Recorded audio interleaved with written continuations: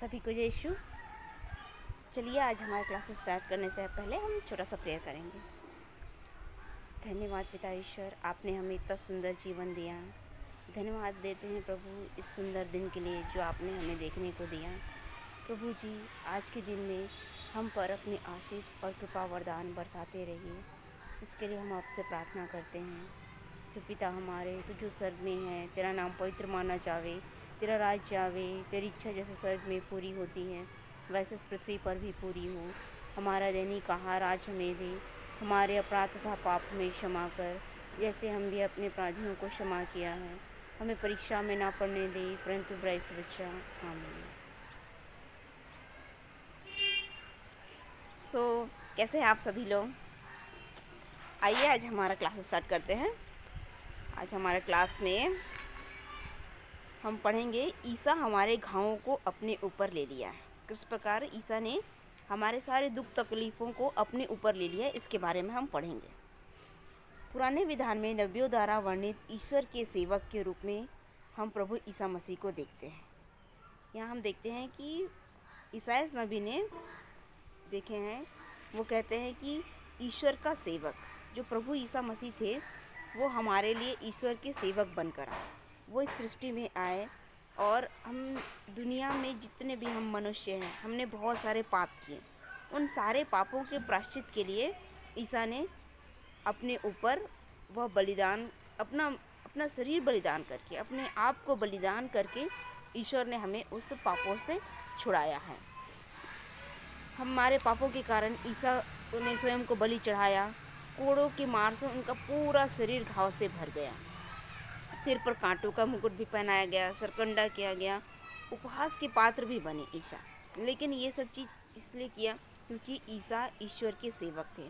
वो पिता ईश्वर की इच्छा को भोजन ग्रहण नहीं करेंगे, लेकिन इच्छा पूरी करनी जरूरी है। वो अपने पिता की इच्छा को पूरी करना सबसे इम्पोर्टेंट काम समझते थे। तो ईश्वर ने वही चीज़ किया। उन्होंने आया इस धरती पर एक गरीब की तरह जिए, ना कि एक राजे की तरह। और जितने भी पाप हमने किए थे उन सभी पापों के लिए उन्होंने अपने आप को बलिदान अर्पित किया। यहाँ हम आगे पढ़ते हैं, दुख भोग की भविष्यवाणियाँ। ईसा को यह दृढ़ धारणा थी कि मैं पिता ईश्वर का भेजा हुआ ईश्वर का सेवक हूँ। अपनी मृत्यु के बारे में ईसा ने 3 भविष्यवाणियाँ यही प्रकट करती है। पिता की इच्छा पूरी करना ईसा को भोजन से भी अधिक मूल्यवान था, इसलिए पीड़ा सहन के मार्ग पर उन्हें कोई भी नहीं हटा सका। जब उनके प्रिय शिष्य पेतरुस ने कहा, प्रभु यह आप पर कभी नहीं बीतेगी, तब ईसा ने उसे डांटते हुए कहा, हट जाओ शैतान। कैसरिया फिलिप प्रदेश में पेतरुस ने कहा, आप मसीह हैं, आप जीवंत ईश्वर के पुत्र हैं। इसके तुरंत बाद ही ईसा ने अपने दुख भोग की प्रथम भविष्यवाणी करते हैं। उस समय ईसा अपने शिष्यों को समझाने लगे कि यरूशलेम जाना होगा, नेताओं, महायाजकों और शास्त्रियों की ओर से बहुत दुख उठाना, मार डालना और तीसरे दिन जी उठना होगा।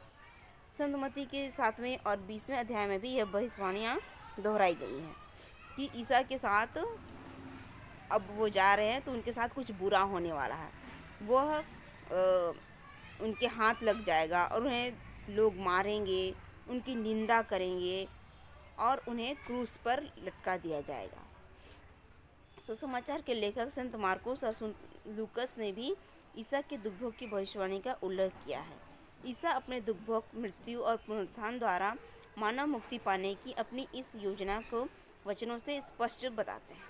यहाँ क्या होता है, ईसा बताते हैं कि उनके द्वारा मनुष्यों को मुक्ति प्राप्त करनी है, और मुक्ति प्राप्त करनी है तो ईसा को अपने आप को बलि अर्पित करनी होगी, अपने आप का बलिदान देना ही पड़ेगा, तब जाके हम मनुष्यों की पापों की क्षमा प्राप्त होगी। अब ना पुराने विधान की एक कहानी है जो मैं आपको बताना चाहती हूँ। कहानी नहीं, एक जो दिया गया है, मरुभूमि में उठाया गया सांप। आप सभी जानते हैं या फिर मैं बताती हूँ आपको।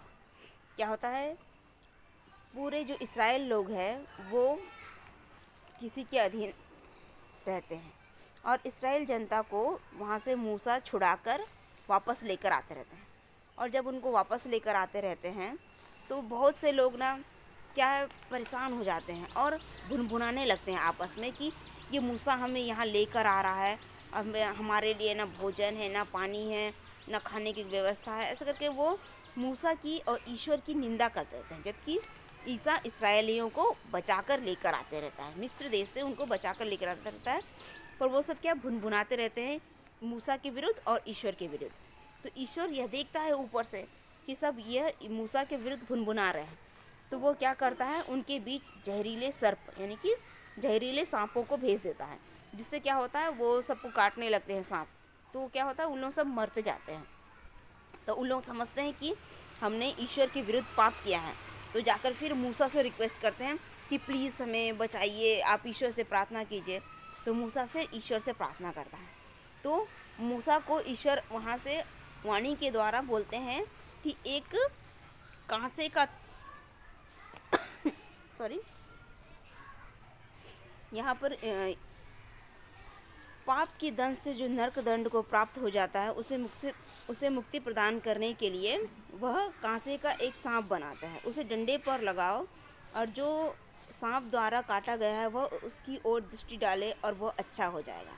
यहाँ क्या होता है, मूसा एक कांसे का सांप बनाता है और उसे डंडे में बांधकर ऊपर लटकाता है, और जैसे ऊपर लटकाता है तो जिनको भी अगर सांप काटा हो तो वो उस सांप को जैसे देखते हैं तो उनके जो सांप जो काटा हुआ वो ठीक हो जाता है। तो यही कहानी दोहराई गई है।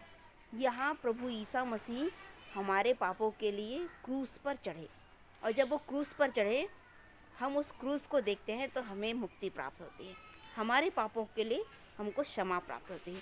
प्रभु ईसा मसीह हमारे लिए अपने आप को क्रूस पर अर्पित करे, और जब उन्होंने हमें अर्पित किया हमारे सारे पाप क्षमा हो गए।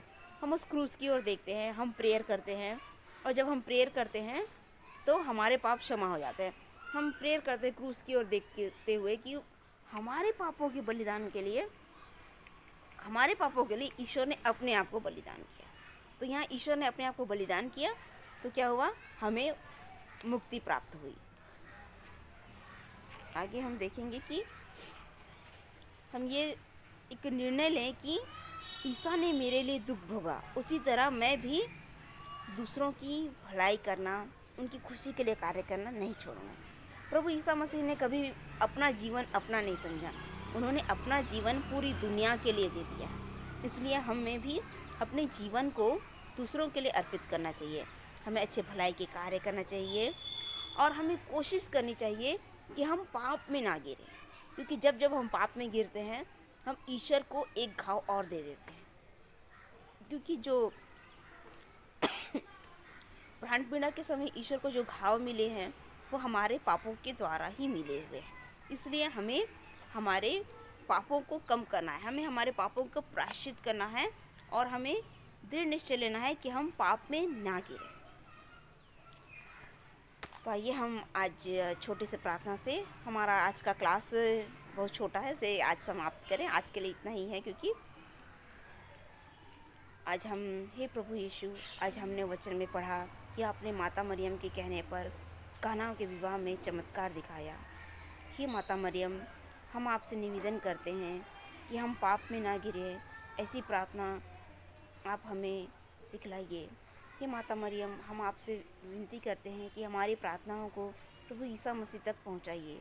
हमारी लाइफ में जितनी भी समस्याएं हैं सबको दूर करिए, इसके लिए हम आपसे प्रार्थना करते हैं। प्रणाम मरिया, कृपा से पूर्ण, प्रभु तेरे साथ है, धन्य तो स्त्रियों में और धन्य तेरे गर्भ का फल यीशु। हे संत मरिया, परमेश्वर की माँ, प्रार्थना कर हम पापियों के लिए, अब और हमारे मरने के समय। आमीन। सो थैंक यू यीशु एंड बाय बाय।